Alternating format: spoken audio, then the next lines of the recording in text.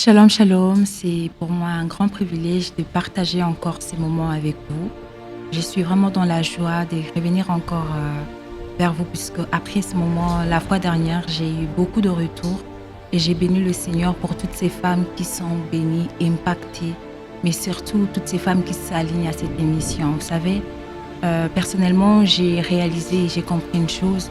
Toutes les fois que le Seigneur nous révèle quelque chose, toutes les fois que le Seigneur martèle sur un point, c'est puisqu'il veut révéler quelque chose, mais surtout, il veut réveiller quelque chose. Et pour cette émission d'aujourd'hui, je suis venue personnellement et très particulièrement réveiller toutes les mamans, réveiller toutes les femmes qui sont porteuses de vie, toutes ces femmes qui ont déjà porté la vie, mais surtout toutes ces femmes qui envisagent un jour porter la vie. Je vais aller vraiment droit au but puisque ce soir, en tout cas, je sens mon cœur s'adresser à toutes les mamans et j'ai béni déjà la vie de toutes ces mamans qui sont alignées à cette émission. J'ai béni la vie de toutes ces femmes qui sont alignées à cette émission et ma prière est que le Seigneur vous parle d'une manière très particulière. Très souvent, en tant que maman, on pense qu'on ne fait pas grand-chose. Très souvent, en tant que femme, on se rabaisse. Mais en tout cas, par cette histoire, par cette série de ce que le femme de la Bible nous enseigne, le Seigneur est en train de révéler à petit feu quelle est la place de la femme, quelle est la vision de la femme, quelle est la mission de la femme, quel est l'appel de la femme. Et ceci ne fait que mettre les femmes en valeur, mais surtout révéler c'est quoi la vision de Dieu pour leur vie. Et donc, pour cet épisode, nous allons parler d'une femme très spéciale. Pourquoi j'ai dit qu'elle est spéciale? Mais oui, principalement, j'ai dit parce que c'est une femme qui a pu porter cet homme qui a conduit toute une destinée. Je vais vous laisser avec moi découvrir son histoire. Mais avant tout, je ne sais pas si vous savez les noms de la maman de Moïse. Je ne sais pas si vous connaissez son histoire, mais beaucoup plus son nom, puisque moi, personnellement, j'ai pris du temps pour découvrir comment elle s'appelait. Je vous laisse le temps de me le dire en commentaire comment elle s'appelait, la maman de Moïse. Et donc ce soir, comme je l'ai tantôt dit, nous allons parler de cette femme exceptionnelle par laquelle toute une destinée a été alignée à la vision de Dieu. Ce soir, je vais nous parler de Jochebed. La maman de Moïse s'appelle bel et bien Jochebed.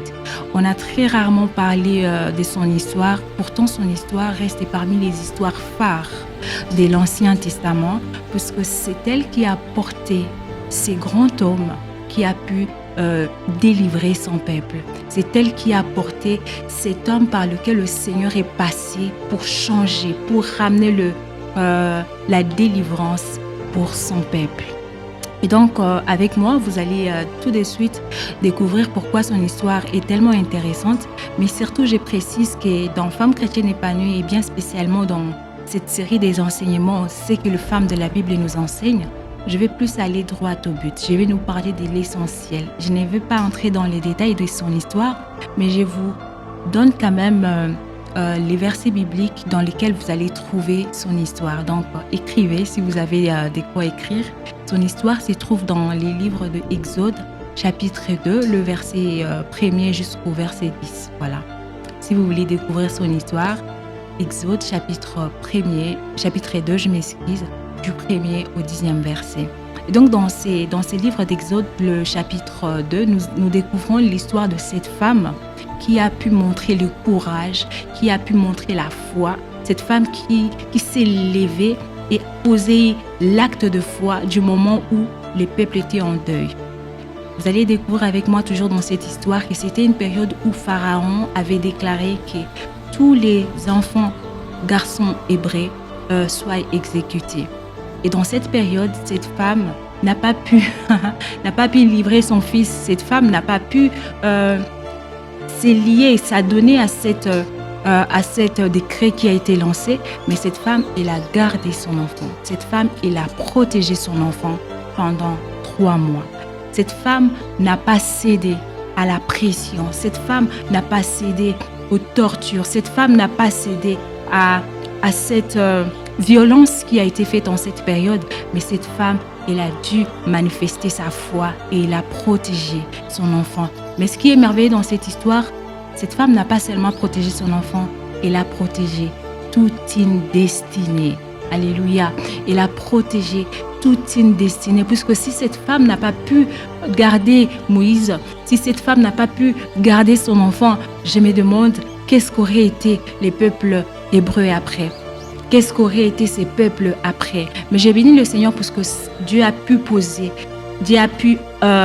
poser quelque chose sur le cœur de cette femme. Dieu a pu parler à cette femme et la sensibilité de cette femme a pu agir dans cette saison bien particulière. Et donc, j'ai énuméré quelques points que je vais partager avec vous de ce que réellement cette femme nous enseigne. Vous savez, il est important, et très souvent en tant que maman, d'être consciente que porter la vie n'est pas un simple travail. Porter la vie n'est pas un simple fardeau. Porter la vie, c'est une grâce que l'on reçoit de la part du Seigneur. Porter la vie, c'est je vais dire que c'est, au-delà d'une grâce, c'est aussi un appel divin que l'on reçoit de la part du Seigneur. Et ce soir, je voudrais que toutes les mamans soient vraiment fières d'avoir porté la vie. Je voudrais que toutes les mamans soient vraiment fières de porter ces vies qu'elles portent actuellement. Je ne sais pas si vous êtes enceinte du moment où vous me suivez, mais je veux que vous soyez vraiment fiers, que vous soyez encouragés, puisque vous ne portez pas seulement une vie, vous portez une destinée. Vous portez quelque chose de précieux pour le Seigneur. Donc, comme je l'ai dit tantôt, je vais nous partager 4 points qui sont très importants que l'histoire de cette femme nous enseigne. Non pas seulement son histoire, mais sa foi. Non pas seulement sa foi, mais également sa marche avec le Seigneur. Déjà, comme premier point, ce que j'ai énuméré, c'est la discrétion de cette femme face à la persécution qui a régné pendant ces temps-là. La maman de Moïse, elle a été discrète, non pas seulement dans la période de la persécution, mais également dans la période où elle a été amenée dans la maison de Pharaon. Elle a gardé les secrets, décidé voilée comme étant la maman de Moïse une fois dans la maison de Pharaon, mais avant ça, elle a été discrète à protéger son enfant. Elle a protégé son enfant. Et le résultat de sa discrétion a fait à ce que Moïse soit celui que Dieu va appeler par la suite pour sauver son peuple. Et par son histoire aujourd'hui, partant de cette discrétion, je voulais interpeller toutes les mamans, je voulais interpeller toutes les femmes à être sensibles à la volonté de Dieu, à être sensibles aux petits dits de Dieu. Très souvent, on parle de l'instinct maternel. Très souvent, on parle de la sensibilité maternelle. Mais l'on ignore une chose, l'instinct maternel ne vient pas en vain. L'instinct maternel ne vient pas puisqu'on s'est réveillé un bon matin, on s'est dit, ben voilà, je sens dans mon cœur, je sens dans mon esprit que je dois faire ceci. Non, le Seigneur agit dans ces petits détails pour communiquer de grandes choses aux femmes. Je vais dire aux femmes puisque là précisément, je m'adresse aux femmes. La discrétion de Jochébed a pu sauver toute une destinée. Une fois dans la maison de Pharaon, elle n'était pas déclarée étant la maman de Moïse. Une fois dans la maison de Pharaon, elle n'a pas voulu parler à Moïse d'une manière directe. Une fois dans la maison de Pharaon, elle a gardé son calme. Je ne sais pas dans quelle situation tu te trouves, toi qui me suis actuellement. Je ne sais pas ce que le Seigneur te demande. Mais je veux vraiment que tu sois très discrète dans ta manière d'agir, dans ta manière de faire. Je ne sais pas c'est quoi la vision que tu portes. Quand je parle de la vision, je parle précisément de ce que tu portes dans tes entrailles. Je parle précisément de ce que tu portes dans ta maison. Je parle précisément de ce que Dieu t'avait confié. Je ne sais pas ce que Dieu t'a confié, mais je vais te dire une chose. Apprends à être discrète quand le Seigneur te les demande. Et comme deuxième point, je vais nous parler du courage qui n'exclut pas la peur. Vous savez, cette femme, elle a pris le courage de mettre son bébé dans un corbeil, sous l'eau. Je me demande combien de femmes aujourd'hui peuvent s'élever et se dire je mets mon bébé dans ces corbeilles, je les balance sous l'eau, il va aller où il ira et voilà, la suite viendra. Cette femme avait la foi. Vous savez, dans son histoire, je me suis rendu compte d'une chose. Au-delà de toute chose, lorsque cette femme elle a pris ses corbeilles et posé son enfant, elle avait la foi que Moïse allait survivre. Elle avait la foi que quelque chose allait se produire. Elle avait la foi que quelque chose allait se manifester. Sinon, elle aurait donné son enfant. Sinon, elle aurait abandonné son enfant. Sinon, du moment où on était en train de chercher les enfants garçons, elle aurait cédé son enfant. Mais elle a gardé son enfant pendant 3 mois et comme si cela ne suffisait pas, elle a posé son enfant dans ses corbeilles, elle a posé sous l'eau, afin que tout ce qui va arriver arrive. Et c'est ce que d'ailleurs la Bible nous demande. La foi, c'est une ferme assurance des choses qu'on espère et la démonstration de ce que l'on ne voit pas. Très souvent, vous allez peut-être être dans des situations compliquées. Vous ne savez pas comment les choses vont se passer. Vous ne savez pas comment les situations vont se décanter. Vous ne savez pas comment la solution va se manifester. Mais comme cette femme posait les actions folles, comme cette femme posait les actions folles, dites-vous, moi je le fais et je sais que quelque chose se produira. Cette femme, elle a posé son enfant sous l'eau et la suite était incroyable. Pourquoi? Parce que ce n'était pas un inconnu qui a ramassé cet enfant, c'était la fille du pharaon.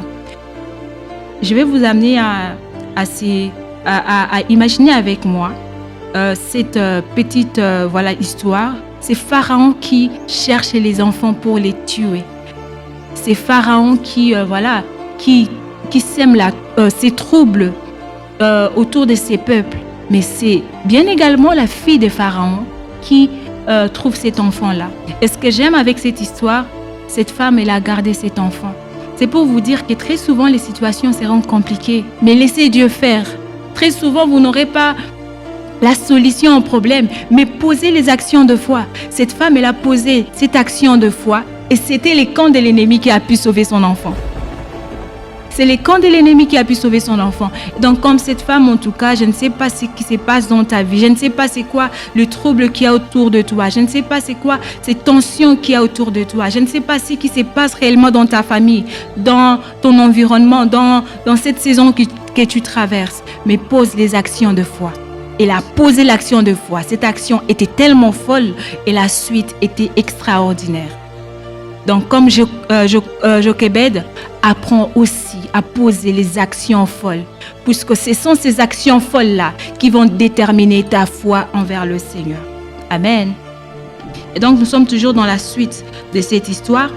Comme 3e point, je vais nous parler de cette femme qui protège toute une destinée. Vous savez, c'est tellement extraordinaire de rentrer dans cette histoire, puisque si cette femme-là n'a pas pu protéger son enfant, si elle n'a pas pu garder son enfant pendant ces 3 mois de persécution et poser cette action de foi après, Moïse n'allait pas sauver son peuple. Puisque tous les enfants garçons, tous les enfants mâles hébreux devraient être exécutés. Tous les enfants. Mais cette femme, elle a pu protéger son enfant, ne sachant pas qu'elle était en train de protéger toute une destinée. Elle a protégé tout un peuple en protégeant Moïse. Je ne sais pas, maman, ce que tu portes en toi. Je ne sais pas ce que tu as dans ta maison. Je ne sais pas ce que le Seigneur t'a confié. Mais retiens une chose, tu portes des nations dans ta maison. Tu portes cet homme qui aujourd'hui, peut-être tu le vois comme un bébé, mais demain va changer toute une nation.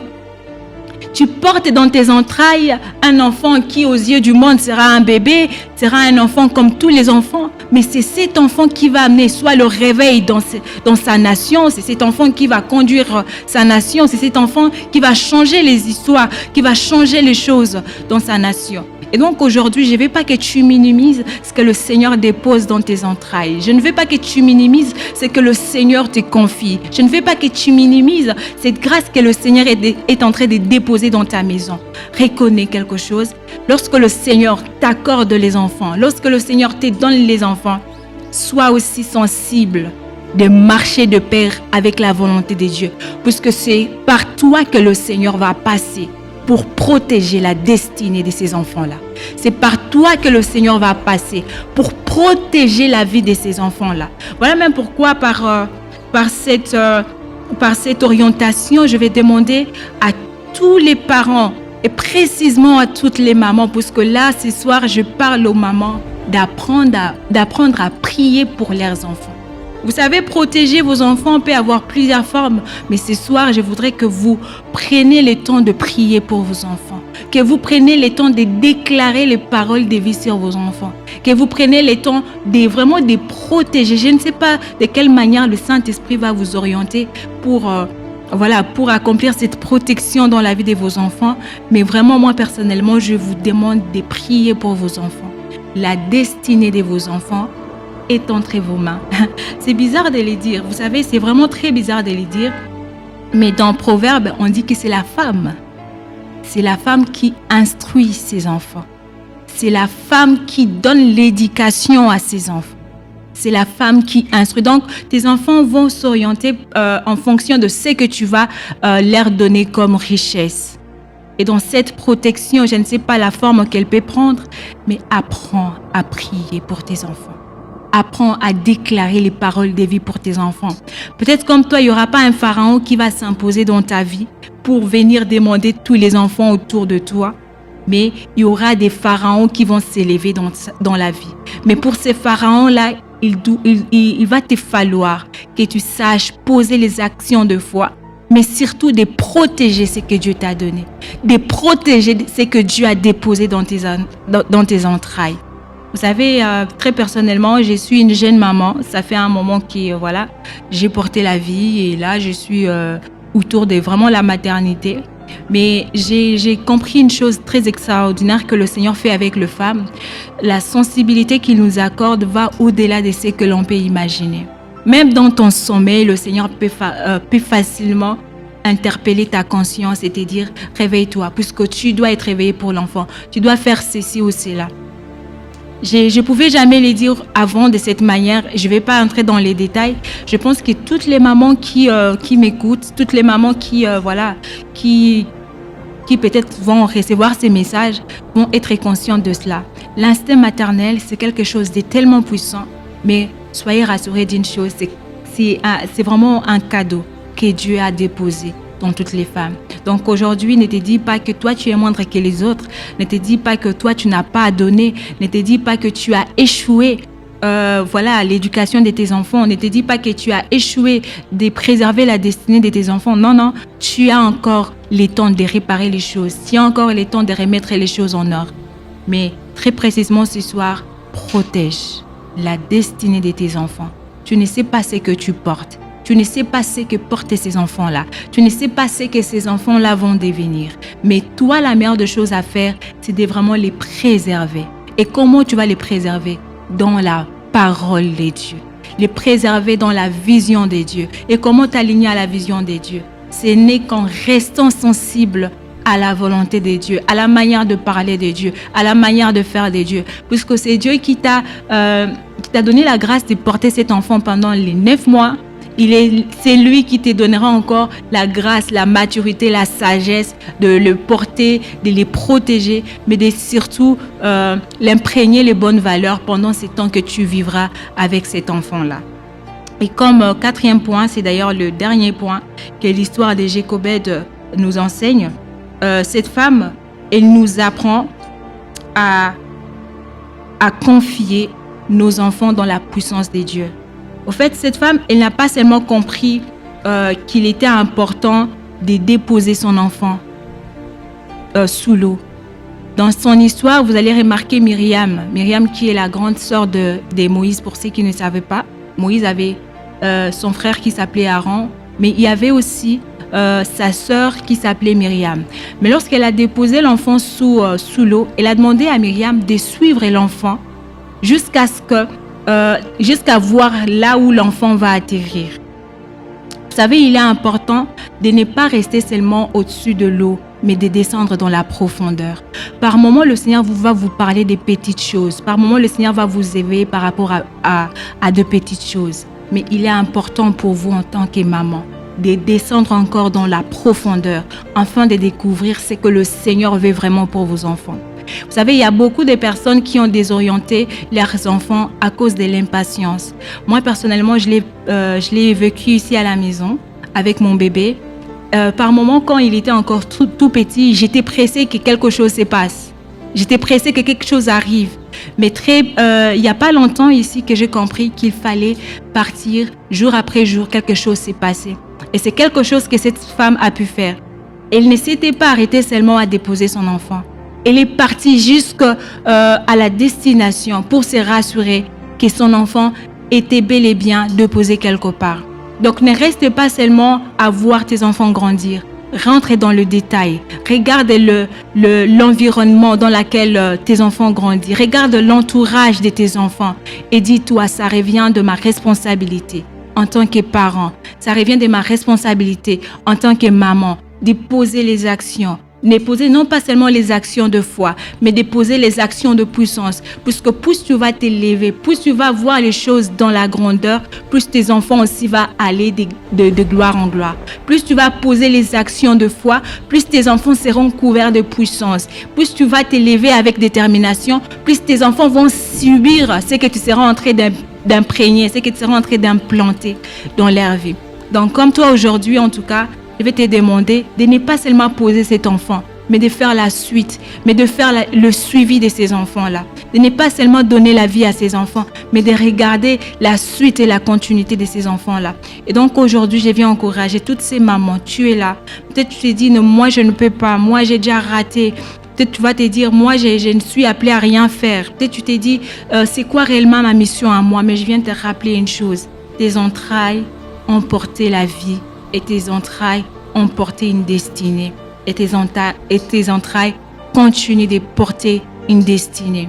Donc veille à ce que ce que Dieu t'avait donné soit bien sécurisé. Veille à ce que Dieu t'avait confié soit bien sécurisé. Cette femme l'a fait. Elle a protégé ses enfants. Elle a protégé son enfant. Cette femme l'a fait. Elle a protégé une destinée. Cette femme, elle a été sensible à la voix de Dieu. Lorsqu'il fallait garder son enfant, elle a gardé son enfant. Cette femme a fait avec son courage, là où il y avait la peur, là où il y avait le pleur, le deuil. Cette femme, elle a pu garder, elle a pu sauver. Et donc, comme toi aujourd'hui, je ne sais pas ce qui se passe, mais je prie en tout cas que le Seigneur réveille ta sensibilité. Que tu sois sensible à la manière de parler de Dieu. Que tu sois sensible aux orientations de Dieu. Que tu sois sensible aux directives de Dieu, que tu arrêtes de te plaindre par rapport à ton sort, que tu arrêtes de te plaindre par rapport à tes compétences, puisque tes compétences, c'est le Seigneur qui sera en train de les déposer en toi. Donc comme Jécobed, apprends à protéger ces précieux enfants que Dieu t'a confiés, mais surtout, apprends à prier pour tes enfants, apprends à orienter tes enfants, apprends à poser les actions de courage. Là où il y a la peur, apprends à t'élever, apprends à faire des actions de foi. Puisque c'est toi que le Seigneur a choisi. C'est toi que le Seigneur a donné comme maman à ses enfants. C'est toi que le Seigneur a destiné pour porter ses destinées. Et donc ce soir, je t'encourage d'élever ton courage. Ce soir, je t'encourage de t'élever et de te dire, c'est à moi de protéger mes enfants. Ce soir, je t'invite à t'élever et à dire à haute voix, je suis la maman de ces enfants. C'est à moi de veiller sur leur destinée. C'est à moi de le protéger contre tous les vents et marées. Et je prie que cette puissance entre dans ta maison et que cette révélation touche ta vie d'une manière particulière. Au nom puissant de Jésus, soyez bénis. Et je crois que par la puissance du Seigneur, on va encore se retrouver à la prochaine épisode et on va encore découvrir une histoire intéressante, une histoire formidable de ces femmes qui sont dans la Bible, puisqu'elles ne sont pas dans la Bible pour rien. Elles sont là parce que le Seigneur l'avait souhaité. Voilà, c'était la fin de notre émission d'aujourd'hui. Que la paix, la joie, la grâce de Dieu demeurent dans nos vies et dans nos maisons. Et on s'est dit à la prochaine.